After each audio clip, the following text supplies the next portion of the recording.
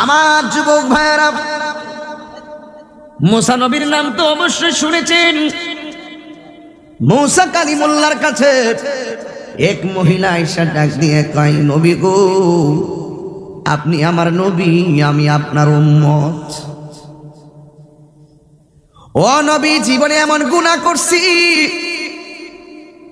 কতবার যে আল্লাহর কাছে তওবা করেছি, এমন গুনাহ করছি মনে সাই দেয় না যে আমার আল্লাহ গুনাহটা মাফ করবে, কোনোভাবেই আমার গুনাহ মাফ হবে না। মহিলা ডাক দিয়ে কয়, নবী, আমি আপনার কাছে শেষ নিরুপায় হয়ে আসলাম। আপনি তো আল্লাহর সঙ্গে কথা বলেন, আল্লাহর কাছে যাইয়া ওই যে তোর পাহাড়ের কাছে একটু কথা বলেন, আমার নামটা দইরা আল্লাহর কাছে বলবেন, আল্লাহ যেন আমার গুনাহটা মাফ করে দেয়। সুযোগ ভালো বলছে। আমরা তো 1450 বছর পরে আয়ে গেছি, অনেক জ্বালা আছে, বলতে পারি না। যিনি জ্বালা জ্বলতে জ্বলতে যিনি মদিনার প্রেমে দেওয়ানা হয়ে গেছেন, মানজুর আহমদ রেফাই রহমতুল্লাহ আলাইহি, অনেকে আমার রাসূল তার কদমে নিয়ে গেছে।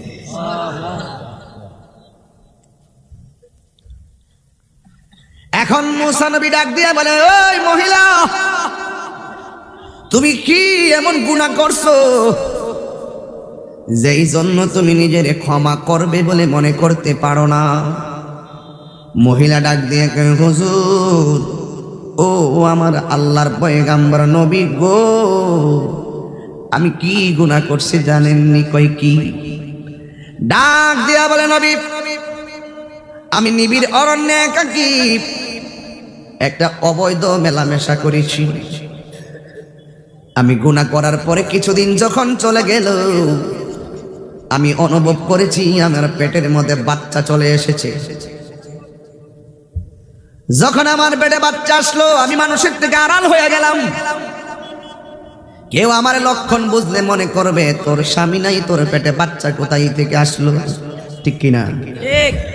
এখন আমি কাহারো কাছে কথাটা শেয়ার করব, কোনো মানুষ নাই, কিন্তু আমি এমন ভাবে নিজেরে আড়াল করে করে আমি দৌড়লাম ফিরলাম, কত কষ্ট পোহাইলাম, কি করব কি না কি পদ্ধতি নিব, আমি কাহারো কাছে ঘটনাটা বলি না।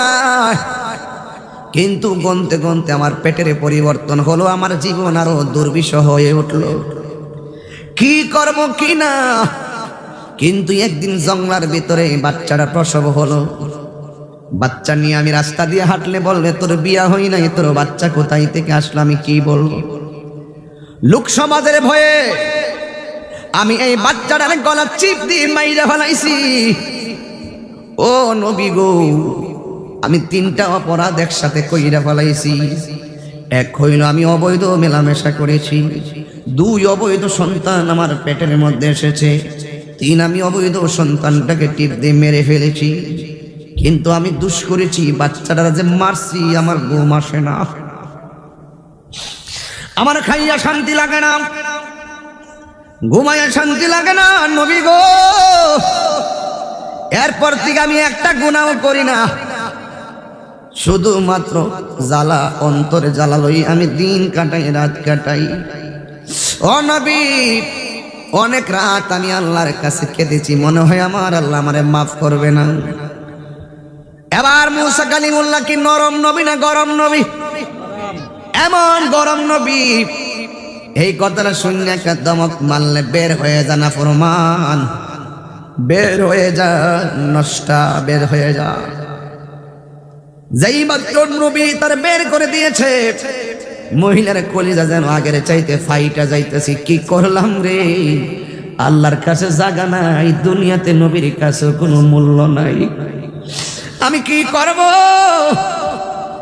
মহিলারা যখন মুসা নবী ধমক দিয়া বের করে দিল, আমার আল্লাহ বলে, জিবরাইল, আল্লাহু আকবার, ও জিবরাইল, তাড়াতাড়ি যাও, আমার মুসা কালিমুল্লাহর কাছে যাও। জোরে জোরে কে আল্লাহু আকবার বলা যাবে না? আমার দয়াল নামে এত গমদু, আমারে কইরাছে জাদুঘর ওর দেখা দিয়া খুলে নিয়া দেখা দিয়া খুলে নিয়া নিবাও মনের বেদনা আমার মন ইয়াসে দেওয়ানা আল্লাহু আকবার বলবেন না তোমারে পা ইবারাশি ঘুরতেছি কাঙ্গালের বেশে গো ওর দেশ বিদেশে ঘুরি আমি দেশ বিদেশে ঘুরি আমি পাইতে তাহার ঠিকানা আমার মন হইয়াছে দেওয়ানা বলো মুর্শিদ নামে মধু মনজুর নামে খাইলে মধু ফুরায় না আমার মন হইয়াছে দেওয়ানা আইরে একদিন স্বপ্নে দেখলে যারে সব গুনাহ জরিয়া পরে গো বলো একদিন স্বপ্নে দেখলে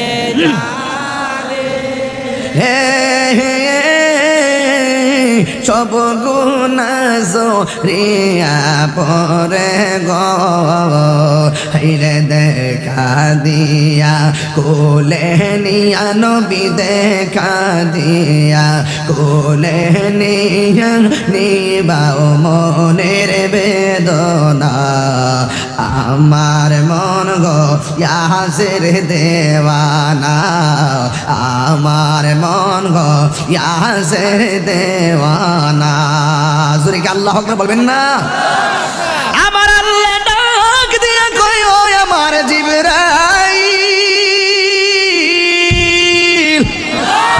ও জিবরাইল আমার মুসা কালিমুল্লাহর কাছে যাও যাইয়া ডাক দিয়া কয় মুসা কালিমুল্লাহ মনে করতেছে এই গুনার উপরে বুঝি আর কোনো গুনাহ নাই মুসা ও জিবরাইল মুসা নবীরে বলে দাও এই গুনার উপরেও আমার আল্লাহ যেমন অসন্তুষ্ট তার চাইতে আরেকটা কাজ আছে যেটা না করলে আমার আল্লাহ এক চাইতে বেশি অসন্তুষ্ট জিজ্ঞাসা করা হয় সেটা আবার কি কই যে এই ব্যক্তি স্বইচ্ছায় নামাজ চাইরা দিছে ওই বেনামাজির উপরে আমার আল্লাহ এর চাইতে আরো বেশি কঠিন হইয়া যায় আল্লাহু আকবার বলেন না এই জন্য যুবক ভাইরা আমার জীবনের তরে এমন কিছু গুনাহ ধারাবাহিকভাবে হয় আল্লাহ যদি বেজার হইয়া যায় তোমার অবস্থা ভয়াবহ হয়ে যাবে এই জন্যই তো আমার নবী বলেছেন 7টা গুণ যার মধ্যে থাকবে সে দুনিয়াতে সফল আখিরাতেও সফল নবী আমার ডাক দিয়ে বলে ও যুবক 7টা গুণ যার মধ্যে থাকবে সে সফল হবে কোন সময় সফল হবে জানো যেই সময়টা কেউ কাউরে উপকার করবে না যেই দিন সন্তান মাকে চিনবে না মা সন্তানকে চিনবে না কেউ গিরা পানিতে সাঁতার কাটবে কেউ হাঁটু পানিতে সাঁতার কাটবে কেউ কোমর পানিতে সাঁতার কাটবে কেউ গলা পানিতে সাঁতার কাটবে যেই পানিটাতে সাঁতার কাটবে এইগুলা বৃষ্টির পানি না এইগুলো নদীর পানি না সমুদ্রের পানি না যতটুকু গুনাহ করছেন সেই অনুপাতে শরীর থেকে ঘাম ঝরবে ওই অনুপাতেই তোমার সাগর হয়ে যাবে কাহারও হবে নালা কাহারও হবে ডোবা কাহারও হবে উপনদীর মতন কাহারও হবে নদীর মতন কেউ আবার মহাসাগরের মতন থই থই করবে গুনার সাগরে এই জন্য যুবক ওই কঠিন মুসিবতে যেই দিন কেউ কাউকে চিনবে না এই দুনিয়ার এতগুলা মানুষ আমি আজকে মইরা দেখি আমার সন্তান আমার কষ্টের ভাগ নিবে না আমার সন্তান আমার কবরের আযাবের ভাগ নিবে না কিন্তু ঠিকই আমার সম্পদের ভাগ ঠিকই নিব ওই দিনও পল্লী বিদ্যুৎ থেকে লোক আইসা কইতাছে তাড়াতাড়ি আপনারা আব্বার নামটা পরিবর্তন করেন জিগাইলাম কেন কই মৃত ব্যক্তির নামে তো মিটার থাকবে না যেই দিন আমি আব্বার মিটারের নামটা পরিবর্তন করছি কলিজাটা যেন বাঘ বাঘ হইয়া গেছে বাড়িওয়ালা নাই রে বাড়ি নাই রে দুনিয়াতে। এই গজলগুলো আগে বহুত গাইছি, এই গজলগুলো এখন নিজের জীবনের সাথে মিলে গেছে। এ বন্ধুরি ও দামসারের বাবারা, আমার নবী আপনার নবী বলেন ওই কঠিন মুসিবতে কেউ কাউকে চিনবে না। বাংলাদেশের একজন দেখলাম ওই দিন আমার মতন মাইকটা ধইরা বলতেছি। অনেকে তো বলেন আমি কেন রাগ করে কথা বলি, অনেকে তো বলেন আমি কেন ধমক দিয়া কথা বলি, অনেকে তো বলেন কেন মাইকটা ছিঁড়া ফেলাইয়া দেই, অনেকে তো মনে করেন কিনলে আমি খারুইয়া যাই, মন মানে না এই জন্য আমি খারুইয়া যাই, এই জন্য মাইকের তার ছিঁড়া ফেলাই। ওই সময় যদি ওই মোল্লার সামনে থাকতো সাফার দাঁত ফলাইয়া দিতাম। এই জন্য এটা ফারি না দেখা হিডার মধ্যে জালটা মিডাই, কথা কোন ঠিক না বেটি? আমি বলতেছি কেউ কাউরে উপকার করবে না, কিন্তু আমার নবী আমাদের ব্যাপারে দেখেন ওই মোল্লা কি কই শোনেন। ওই মোল্লা নবীর শান বাড়াইছে আমার আল্লাহ, ওই বিরোধিতা করে ওই কাঠ মোল্লা, কথা কোন ঠিক না বেটি?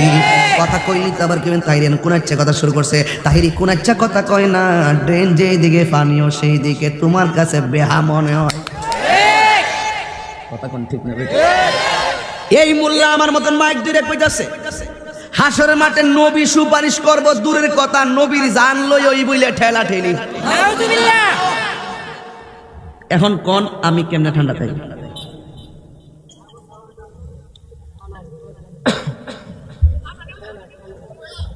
আপনার এই ফুলাফান যারা ওয়াজ শুনতেছে হিডিও ইউটিউবের বক্তব্য হইন না, আবার এই ফুলাফান হিডির পাগল।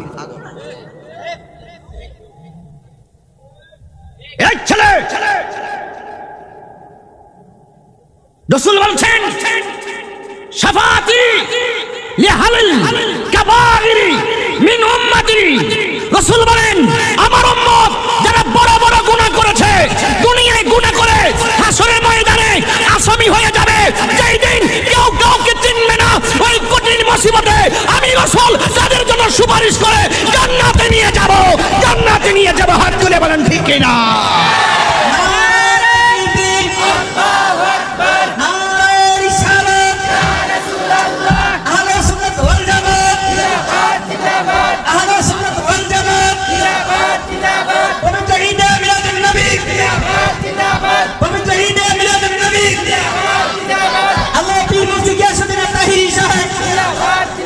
আমার নবী সুপারিশ করার ক্ষমতা আছে না নয়?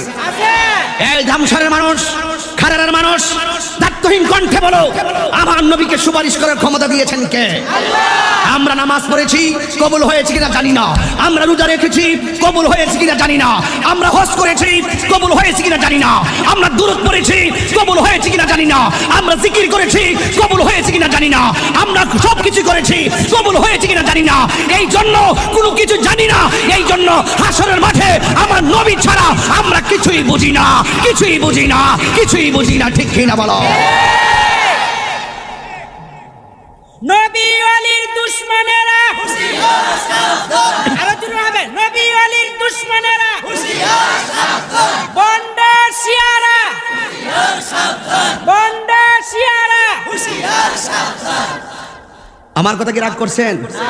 আরে আমাকে ভন্ডা বলেন, আমি আপনাকে ছেড়ে দিব। মোস্তফার সবচাইতে বড় শান হলো যেই দিন 1,24,000 মতান্তরে 2,24,000 পয়গম্বর যেদিন নাফসি নাফসি বলে কাঁদবে, ওই দিন আমার নবীজি সুপারিশের ফাইলটা ডিল করবে।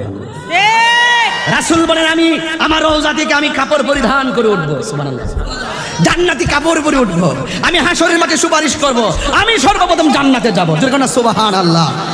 আর সেই নবী নাকি নিজের গুনার জন্য নিজেই নাকি পেরেশান থাকবেন। নবী কি নিজের গুনার জন্য পেরেশান থাকবেন নাকি উম্মতের জন্য? উম্মতের। এরা নবীর উম্মত না, এরা হলো জাহেলে মুরাক্কাব, নায়েবে দাজ্জাল, নায়েবে কাজ্জাব, নায়েবে শয়তান। ভাই চেয়ারম্যান সাহেব গতবার রোজা রাখছেন যে কবুল হয়েছে কিনা জানেন না? শেষ। শুনেন, এখানে এমন কিছু প্রেমিক আছে, এই নামাজ পড়ছ, ফজর পড়ছিলাম, জোর পড়ছ, সময় পাইছি না, আসর পড়ছ, ফরম হুজুর, মাগরিব আচ্ছা জামনে, মাঝে মাঝে ফরে, মাঝে মাঝে ফরে না। হের সামনে আয়া আমলটা কম করতে পারে, হের সামনে আয়া কয়েন নবী আমরার মতন মানুষ, হ্যাঁ নামাজ না ফরুক, কিছু পাগল আছে আমল করছি আর না করছি নবীর বিরুদ্ধে কিছু কইতে পারতে না, কইলে দাঁত ফালাইয়া দেব। এমন পাগল কি দামসার আছো? তুই হাত তুলে দেখা পাচ্ছ? নারে তাকবীর,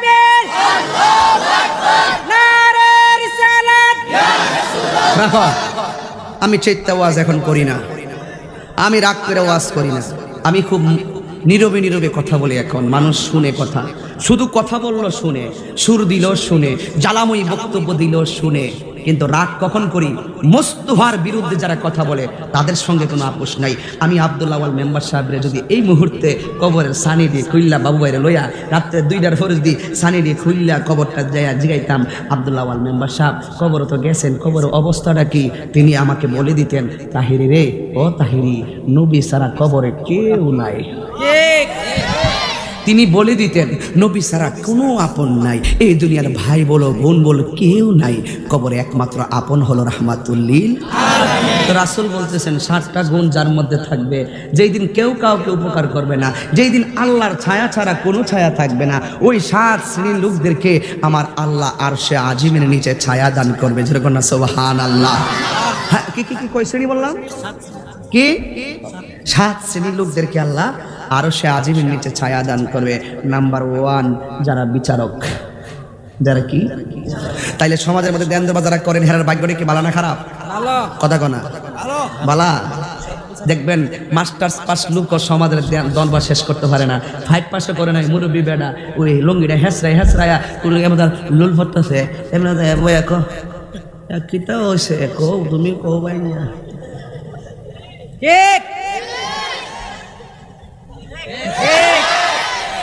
পরে ক ইয়া ইয়া মেম্বার সাহেব, ইয়া আমার হের গরুরা আমার ক্ষেত খাইলিছে।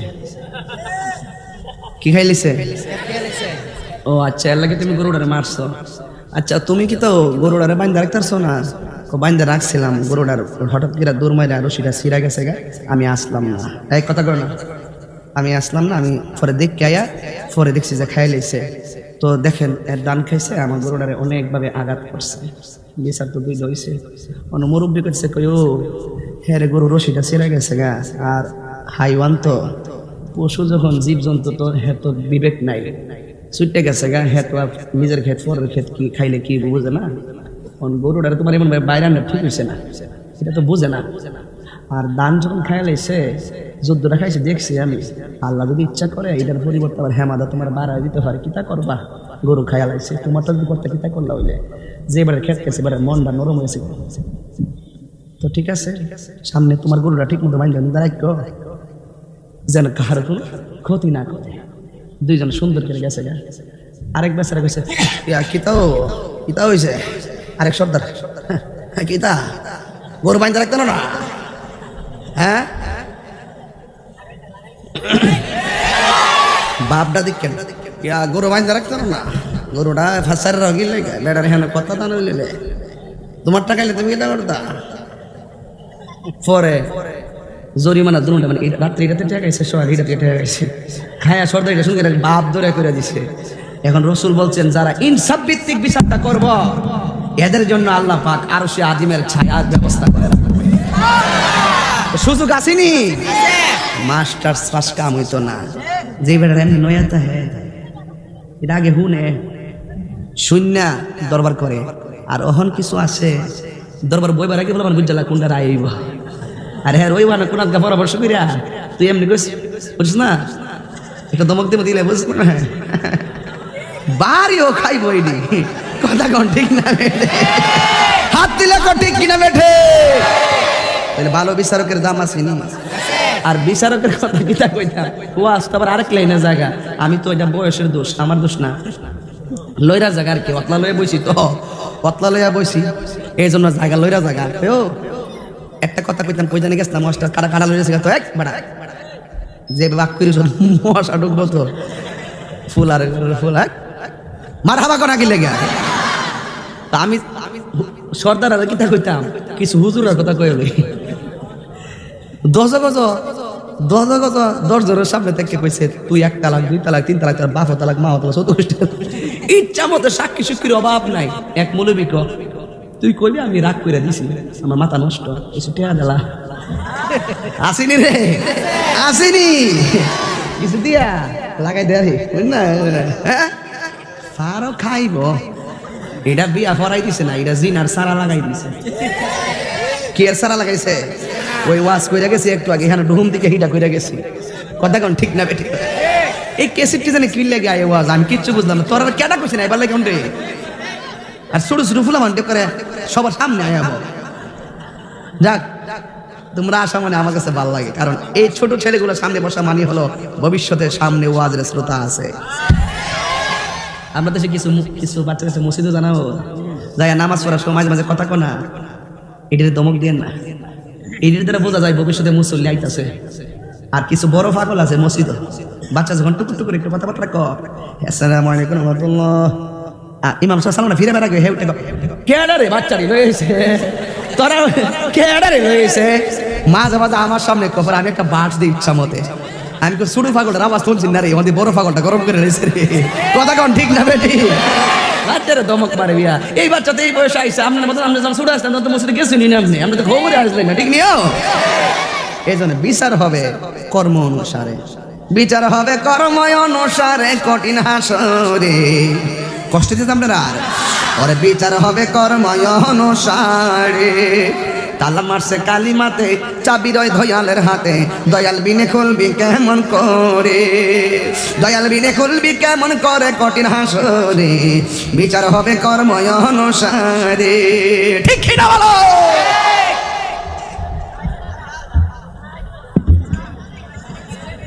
আচ্ছা, তোমরা চা দেখলে এত কথা কেন? তোমরা চা দেখলে দেখছি তোমাদের মনটা যে কেমন করো, এরকম করো কেন? ওই সময় তো আর পেলাম না, আমি আর আইতাম না, শেষ। তোমরা যদি এরকম করো ছেলেরা, আপনার কি কষ্ট হইতেছে? বিচারকের কলজা থেকে আগুন লেগে আছে কেন? আরো আগুন লাগাইতেছে, আরো আইতাছে। আজকে সব মেডিসিন লয়ে এসেছি, গড় ঠিক সমাজ ঠিক। কথা কন ঠিক কিনা বলেন? আপনি কাউরে দুনিয়াতে ঠকাইবেন, আপনি মূলত ঠকে যাবেন। কথা বলেন ঠিক না বেঠে? শ্যামের সাথে কথা ঠিক আছে না? আচ্ছা, এবার আসেন 2 নম্বর। কয় নম্বর? বিচারক আর কইতাম না, হেরা সারা আবার চলেও না, কিছু টিয়া পয়সা খাইলো, হেরা সারা কামও শেষ না, এমন এক জ্বালাত পড়ছি সমাজ ব্যবস্থা। যাক, তবে আমি একটা মেসেজ দিয়ে গেলাম, আপনি যদি ইনসাফ ভিত্তিক দরবার করতে পারেন তাহলে আপনি আরশে আজিমের নিচে ছায়া পাবেন।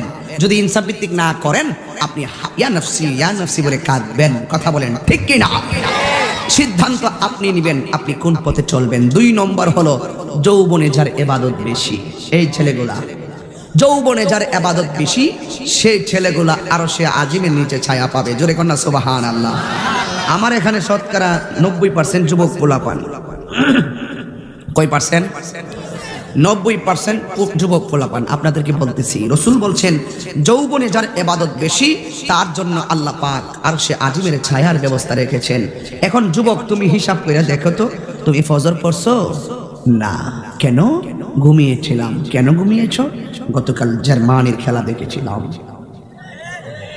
কেন ঘুমাতে পারোনি? আমি জাপানের খেলা দেখেছিলাম। আজকে কি ঘুমাবে না? ব্রাজিলের খেলা আছে, আছে কি না? ওই যে একটা ব্রাজিলের গেঞ্জি বেরিয়েছে। তুমি যাই করো, তুমি তো ঠিকই ব্রাজিলের ড্রেসটারে অনুসরণ করছো, কিন্তু নবীর সুন্নত মাথার টুপিটা তো অনুসরণ করলা না। তোমরা লাগে মাঝে মাঝে ডাইলে নামে যায়। কথা কন ঠিক না বেটি? আমাদের মডেল মেসি আর নেইমার না, আমাদের মডেল হলো রাহমাতুল্লিল। ওই নবী কইছে যৌবনে যার ইবাদত বেশি। হ্যাঁ, খেলা সাময়িকের জন্য দেখলে দেখতে পারো, কিন্তু খেলা লইয়া সম্পর্ক ছিন্ন করবা না, খেলা লইয়া মারামারি করবা না, খেলা লইয়া উন্মাদনা সৃষ্টি করবা না, খেলা লইয়া মিছিল করে মানুষের ঘর দুয়ারে বাইরে না। কথা কন ঠিক কিনা? সামনে আরো কিছু ইম্পর্টেন্ট কথা আছে এই বিশ্বকাপের উপরে, আমি কমনে। এখন প্রশ্ন হলো, তোমাকে বলছি, আল্লাহর হাবিব বলেন যৌবনে যার ইবাদত বেশি গো, তাদের জন্য আমার আল্লাহ আরশে আজিমের নিচে ছায়ার ব্যবস্থা করেছেন। এইগুলো 2 নম্বর। 3 নম্বর হলো আমার রাসূল বলেন নামাজের প্রতি যার মনোমানসিকতা বেশি, জিকিরের প্রতি যার মনোমানসিকতা বেশি, মসজিদের প্রতি যার দরদ বেশি, এই 3টা গুণ যার মধ্যে পাওয়া যাবে, আমার আল্লাহ তারে আরশে আজিমের নিচে ছায়া দান করবে। এখন আমার আল্লাহর হাবিব নামাজের কথা কেন বলেছেন? কারণ নামাজের ভিতরে আল্লাহর সঙ্গে দেখা করার সুযোগ আছে, নামাজের মধ্যে আল্লাহর সঙ্গে কথা বলার সুযোগ আছে। এখন বললেন তাহিরি হুজুর, নামাজের ভিতরে আল্লাহর সঙ্গে দেখা করা বুঝলাম না। আমার ওই রিওয়ায়াতের মধ্যে এসেছে তুমি এমন ভাবে নামাজ পড়ো যেন তুমি আল্লাহরে দেখতেছো। এই চোখ দিয়া নবী দেখার সুযোগ আছে, এই চোখ দিয়ে আমার আল্লাহরে দেখার সুযোগ আছে। কথা কোন ঠিক না? এই জন্য আমার নবী বলেন নামাজের মধ্যে আল্লাহরে দেখার সুযোগ আছে। তুমি এমন ভাবে নামাজ পড়ো যেন তুমি আল্লাহরে দেখতেছো। আল্লাহরে যদি দেখতে না পারো গো, এই কথা বিশ্বাস রাখবা আমার আল্লাহ তোমারে দেখতেছে। এই কথার দ্বারাই প্রমাণ হয়ে গেল নামাজের ভিতরে আল্লাহর সঙ্গে দেখা দেখিনে খেলা আছে না না আসেনিও। 2 নম্বর হলো আমার নবী বলেছেন, 2 নম্বর হলো নামাজের ভিতরে আল্লাহর সঙ্গে কথা বলা যায়। এখন বলবেন হুজুর বুঝলাম না। আমার নবী বলেন নামাজের ভিতরে তোমরা যে কোরআন তেলাওয়াত করো, তোমরা মনে করো কোরআন তেলাওয়াত করতেছো। না না না, তোমরা কোরআন তেলাওয়াত করছো না। এই নামাজের ভিতরে তোমরা লৌহে মাহফুজের কোরআন তেলাওয়াত করতেছো, হাকিকতে তোমরা আমার আল্লাহর সঙ্গেই কথা বলতেছো। ঠিক কিনা রে বাবা? এই গেল 2 নম্বর নামাজ। এরপরে হলো জিকির। আমার আল্লাহ বলেন ফাযকুরুনি আযকুরকুম ওয়াশকুরুলি ওয়ালা তাকফুরুন।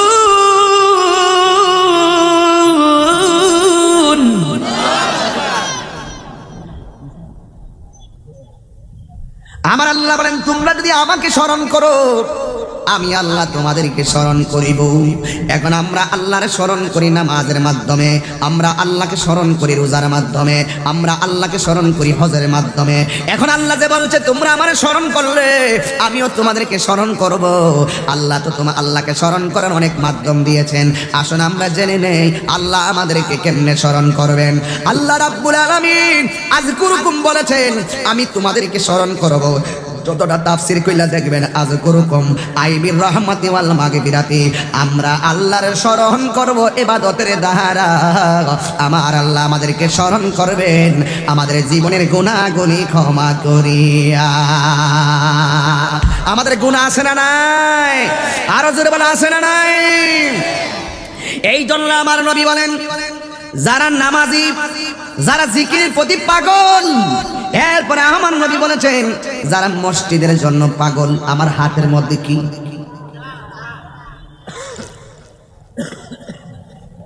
হুট করে নাও খাইতাম নাও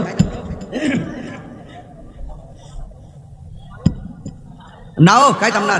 বিল কত? 8 টাকা। ধরো টাকাটা ধরো, নাও 10 টাকা।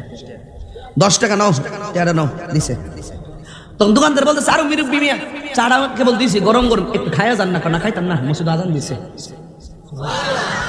ওই যে 3 নম্বর যে সিস্টেমটা, 3 নম্বরটা না খাইতাম না। কিরে মসজিদ আজান দিছে, রাতের বেলা মুরব্বি এইভাবে খেতালে ঘুমাইতে। আসসালাতু খায়রুম মিনান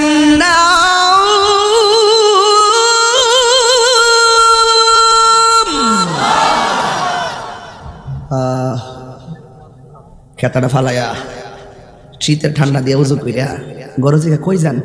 কনা আজান দিছে, জামাত তো আরো দেরি আছে, একটু ঘুমান না। কনা মস্ত দিকে বইয়া তাই চলে গেছে।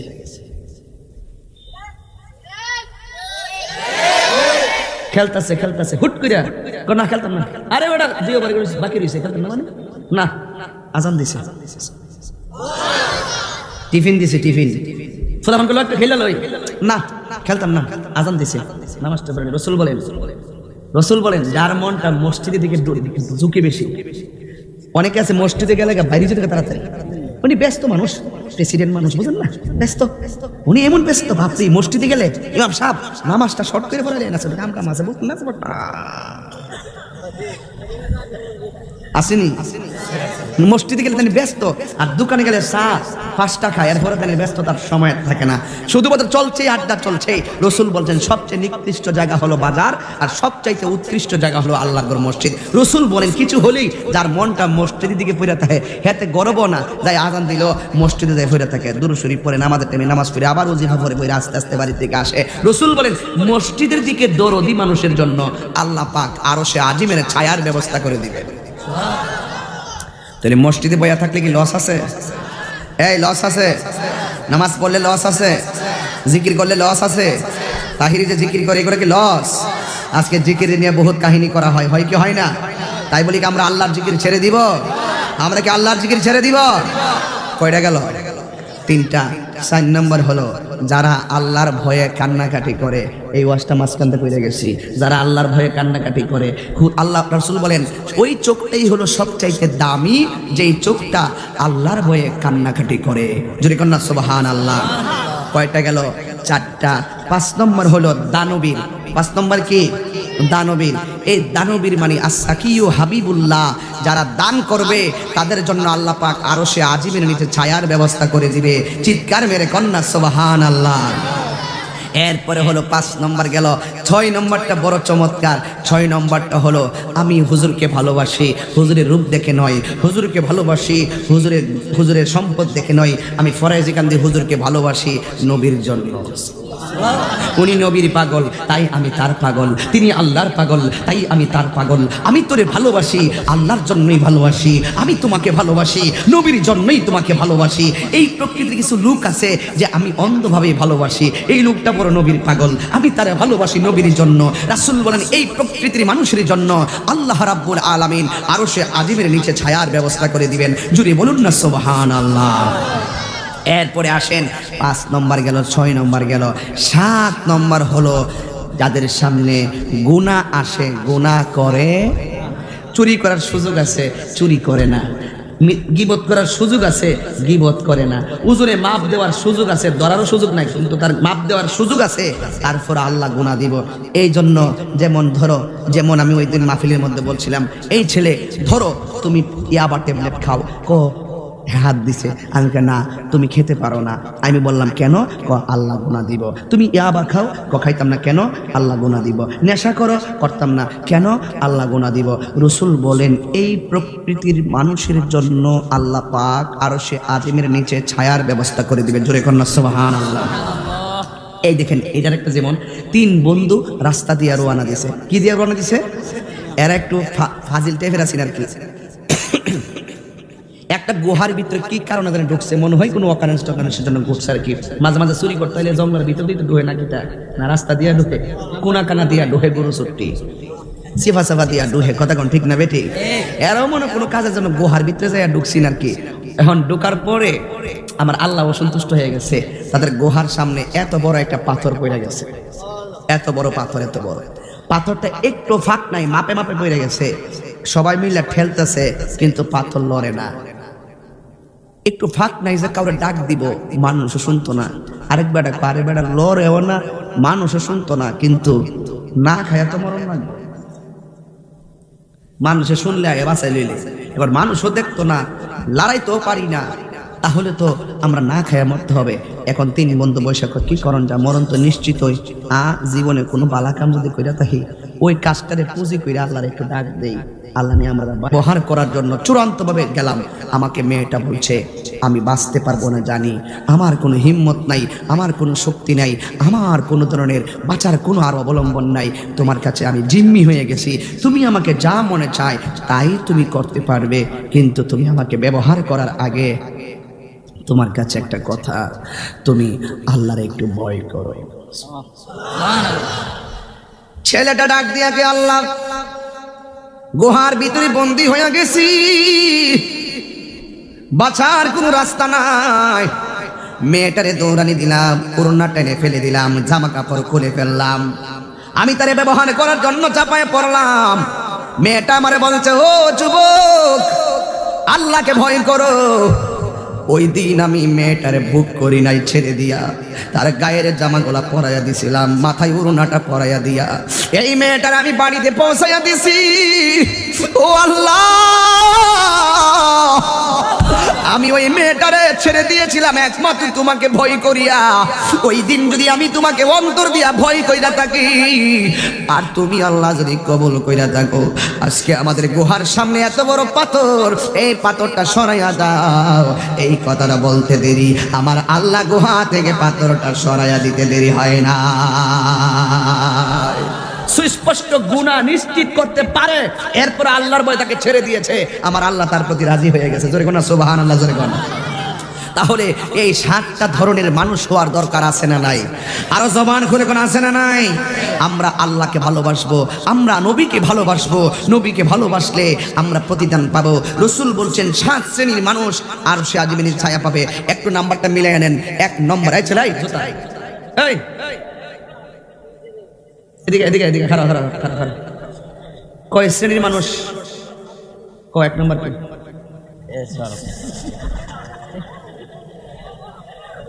আবার উঠটা যাস গা, ওয়াজ হনস তুই 7 লেবু দিস। 7 আপ লাগানো না, খাপ গেছে গা। এই শুনেন, ওই দিন মাহফিলে যায় বইছি, এই বেতন নামাজের নিয়ত পারি না। নবী যে জান্নাতের 10 জন সাহাবীরে জান্নাতের টিকিট দিচ্ছে, নাম কো পারি না। হ্যাঁ, ব্রাজিলের নেইমার, আর্জেন্টিনার মেসি, দিবালা, ফ্রান্সের এমবাপ্পে, মানে যা আছে সব ঠিক লেখো, কিন্তু জান্নাতের শুভ সংবাদপ্রাপ্তি 10 জন সাহাবীর নাম কইতারে না। মানুষের জায়গা কোথায় গেছে, ব্রেন কোন দিকে ঘুরতেছে। এই যে দেখেন না, গেঞ্জি পরে আইছে, কত সুন্দর গেঞ্জি, মাথা তোমার টুপিটা নাই, তাইলে মানুষ কোন দিকের ভাগল হইছে? একটু এনজয় করো, তোমার জাতে মাতাল তাহলে তো ঠিকঠাক দিব কেউ, তাহলে তো ঠিক দেবে নাকি? আমার মুসলমানি তো সব সাইডা দিয়ে ধর্ম লাগবো, একটা মারামারি ঠেলা দিলে এক তুমি দাঁড়াই কই কই সব কেসে দিতে কারে কম কম। কয় শ্রেণী বলছি কথা, কয় শ্রেণী? 1 নম্বর ধরছিলাম ঠিক মতো, কারে এটা মনে আসেনি? বাসটা দিছিলাম ঠাস ঠাস করে, মনে আসেনিও? 1 নম্বরে। 2 নম্বরে যৌবনে যার ইবাদত কম না বেশি? যৌবনে যার ইবাদত। 3 নম্বরে নামাজ জিকির মসজিদ, নামাজ জিকির মসজিদ, নামাজ জিকির, নামাজ জিকির। 4 নম্বরে যারা আল্লাহর ভয়ে কান্না করে। 5 নম্বরে যারা দানশীল। 6 নম্বরে আল্লাহর জন্যই কাউকে ভালোবাসে, নবীর জন্যই কাউকে ভালোবাসে। 7 নম্বরে তার সামনে নিশ্চিত গুনাহ, এরপর আল্লাহর ডরে গুনাহ করে না, ছাইরা দেয়। এই প্রকৃতির লোকের জন্য আল্লাহ পাক আরশে আজিমের ছায়ার ব্যবস্থা করে রেখেছে। জুড়ে বলুন না সুবহানাল্লাহ।